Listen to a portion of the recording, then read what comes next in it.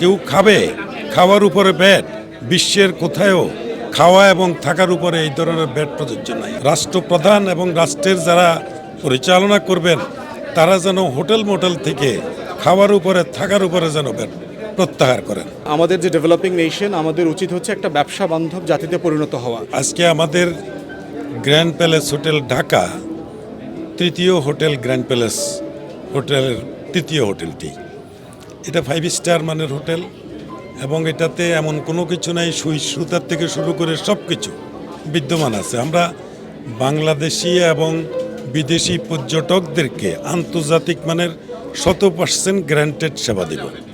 তবে এই বিষয়ে কথা বলতে গেলে আমরা সেবা দিব কোত্থেকে দেব? একটা হোটেল 60% অকুপেন্সি না হইলে তাদের ব্রেক ইভেনই থাকে না।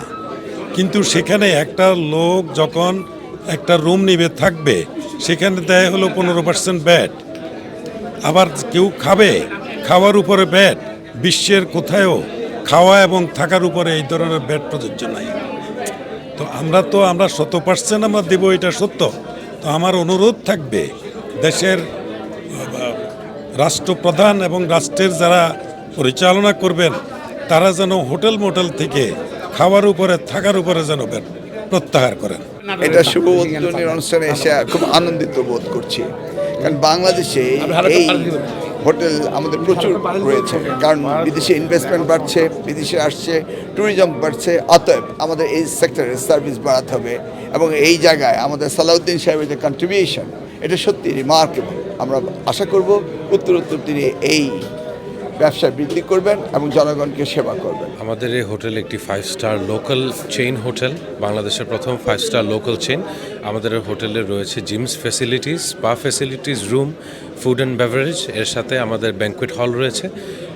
আমাদের এখানে সুইমিং পুলও ব্যবহার করতে পারবেন আমাদের ক্লায়েন্টসরা।